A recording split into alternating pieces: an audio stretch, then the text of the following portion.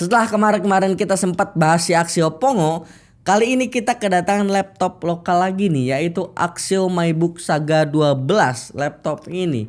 Dan ini adalah 5 hal yang gue suka dari laptop lokal satu ini. So langsung aja kita bahas and let's check it out.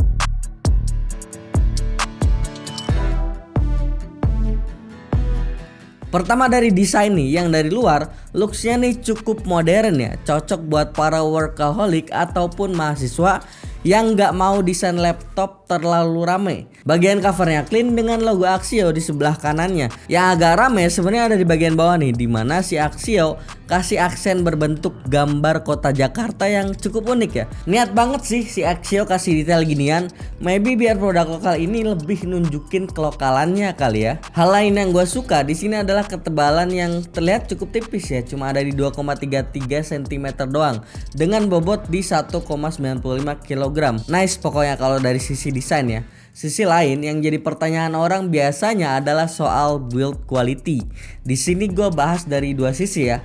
Kalau POV-nya kita bandingin laptop ini sama laptop keluaran lama Axio, jelas build quality di laptop ini tuh udah upgrade, jauh lebih baik dibanding laptop-laptop lamanya.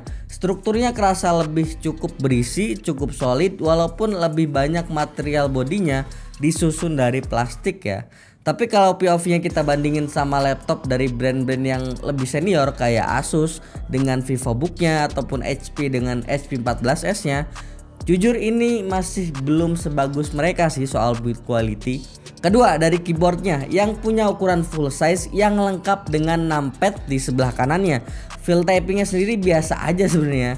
Khas laptop entry level yang cukup nyaman buat ngetik ya. Kalau buat penggunaan game kayak Valorant itu rasanya agak kurang sih. Tapi it's fine, toh ini bukan laptop gaming juga kan. Selain itu touchpadnya pun lebih lega cuy, enak banget buat kebutuhan productivity. Scrolling pakai touchpadnya kerasa lebih leluasa dan nyaman. Tapi mungkin yang agak mengganjal adalah pas ngeklik touchpadnya nih, feelnya kerasa dalam banget. Yang satu sisi bikin gua ngerasa kayak ini bakal cepet rusak nggak ya. Cuman ya balik lagi ya, tergantung pemakaiannya kayak gimana. Kalau pemakaiannya wajar sih harusnya nggak jadi masalah ya. Ketiga poin yang jadi favorit kami sekaligus yang jadi jualan utama dari ini laptop, yaitu layarnya.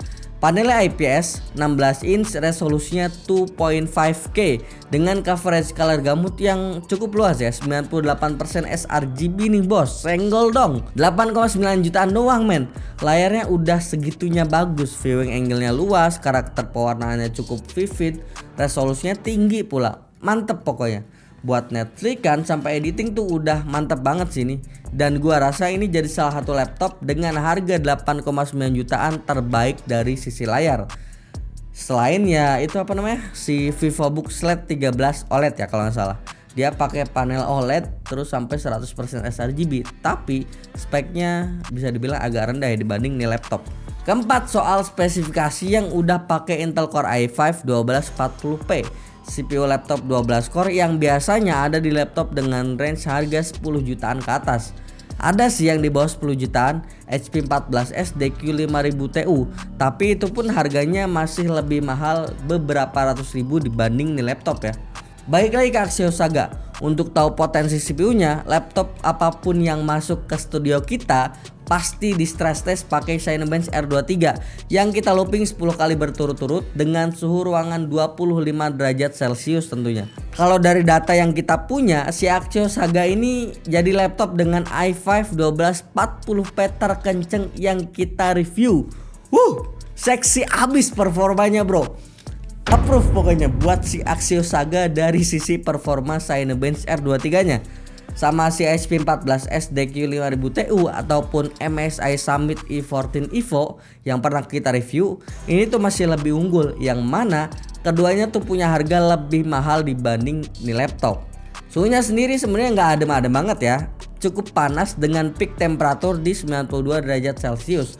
Sementara untuk pengujian lain kayak Cinebench R15, Geekbench performanya juga kelihatan masih keep up sama laptop lain dengan CPU yang selevel ya. Dengan layar 98% sRGB, rasanya nggak lengkap kalau kita nggak coba laptop ini buat rendering ya di Premiere Pro 2023 dengan skenario 1080p H264 berdurasi 1 menit dengan triple layer effect. Hasilnya sosok lah ya, sekedar buat bisa rendering ya bisa, asal ya jangan terlalu berharap banyak aja sih. Rendering time-nya ada di kisaran 4 menit 50 detikan doang. Kan pakai iGPU juga ya, cuma pakai Intel Iris Xe, jadi ya masa mau berharap rendering time-nya sampai 1 menit doang? Anda miskin berarti. Bisa main game nggak bang? Bisa dong, asal ya tahu diri aja tetap. Masa mau main Hogwarts Legacy di laptop kayak gini? Untuk sekedar main game kompetitif kayak Valorant, CSGO udah cukup playable kok. FPS average-nya dari yang kita dapat tuh ada di kisaran 80-an sampai 85-an FPS untuk Valo ya. Sementara untuk CSGO ada di kisaran 74-an FPS. Nice lah. Kalau kalian bosan lagi kerja gitu kan, bisa lah ini laptop dipakai nge-game tipis-tipis. Dan hal terakhir yang gue suka adalah baterainya. Kapasitasnya sebenarnya nggak terlalu gede ya, cuma di 53,58 Wh yang saat kami tes dengan skenario video playback 1080p, brightness 50% plus battery saver, ternyata sanggup bertahan sampai 9 jam penggunaan. Waktu yang cukup lama sih. Jadi kalau misalnya kalian kerja di luaran, WFA di kafe-kafe misalnya kan, terus nggak bawa charger, harusnya sih nggak perlu risih buat nelpon orang rumah biar anterin charger ke tempat kalian ya. Selama kondisi baterai di laptop ini nggak lobet-lobet banget ya, masih bisa beberapa jam dipakai di luar lah gitu intinya. Nah oke, mungkin sampai sini dulu konten kali ini. 5 hal yang kita suka dari Axio MyBook Saga kali ini. Barangkali ada masukan atau hal-hal yang kalian suka dari laptop ini tapi nggak gue masukin di sini, atau hal-hal yang nggak kalian suka di laptop ini, kita bisa diskusi di kolom komentar ya. Jangan lupa juga like, share, dan subscribe channel ini sebagai bentuk dukungan dan semangat untuk kami. Kunjungi juga pemchannel.com agar dapat melihat perkembangan teknologi khususnya di bidang IT. Jangan lupa join Discord server dan follow sosial media kami di kolom deskripsi. Sekian dulu gue Yusril, sampai jumpa di video selanjutnya. Bye bye guys, doakan saya segera sembuh batuknya ini.